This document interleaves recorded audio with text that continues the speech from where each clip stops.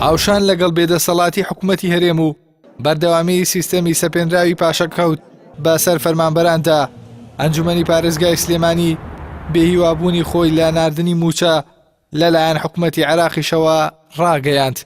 دوای چاوەڕوانیەکی زۆر ئەنجومەنی پارێزگای سلێمانی پەیامێکی ڕاستەی حەیدەر عەبادی سەرۆک وەزیرانی عێراق کرد کە تێیدا داوای ناردنی موچەی فەرمانبەران و پارەی جوتیاران و کردنەوەی فڕۆکەخانەکان دەکات لە زووترین کاتدا. هەروەها داواش دەکات حەیدەر عەبادی چیدی دەستی بە موچەخۆرانی هەرێمی کوردستان نەکات. ڕووەکەینە بەڕێز حەیدەر عەبادی کە بەڕێستان بە موچەخۆران و جوتیارانی هەرێمی کوردستانتان دابوو و بەردەوام لە وتاری هەفتانەدا بانگەشەی ناردنی موچەتان دەکرد. عێراقیەکان و هەرێمی کوردستان و جیهانتان دڵنیا دەکردەوە کە هاوڵاتیانی هەرێمی کوردستان برسی ناکەن. بەڵام بەداخەوە جگە لە برسیکردن هەموو لایەکتان تووشی چاوەڕوانیەکی بێئومێدی و دڵەڕاوچێ کردووە. نەناردنی موچە بە بیانووی وردبینیکردن دەبێتە هۆکارێک لەسەر کەمکردنەوەی متمانە لە نێوان هاوڵاتیان و موچەخۆرانی هەرێم و حکوومەتی هەرێمی کوردستان و حکوومەتی عێراقی فیدراڵ.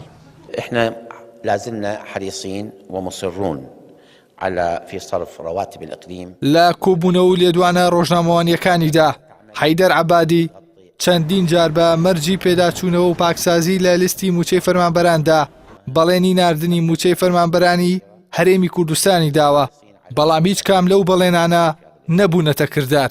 تا ئەو ڕادەی موچەخۆران هێندەی حکوومەتی هەرێم لە حکوومەتی عێراقیش بێهیوا و بێمتمانە بوون.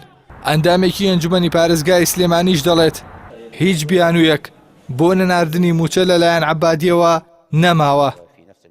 طبعا ئەو بیانوە گرێ ئەگەن تۆ بڵێت و نەڵێت من وەکوتم بایۆمەتری مەوجودە هەموو مۆزەفێنی دەوڵەت لە هەرێمی کوردستانە بۆی کراوە کەواتە ناو وجودی هەیە ئەو هەر ئەوەی بکردایە بە دەلیلێ بۆ پێدانی معاش ئەگەر بێوێ بیات، بەڵام من لەوە ناچێ من هیچ گەشتبین نیم بەرامبەر بە شتەکان چکە چۆنەڵی دەسی بەو خەڵکە ئەکات هەر ئەمڕۆ ناسبینێ من هەرەوە ناڵم داوا لە حکوومەتی هەرێمی کوردستانەکەم خۆی کۆکاتەوە بەڕاستی خۆی کۆکاتەوە و موچە بۆ ئەو خەڵکانی خۆی بنێرێ چکەوەی بە تەمای دراوسێ بێ بێشە سەر بنێتەوە.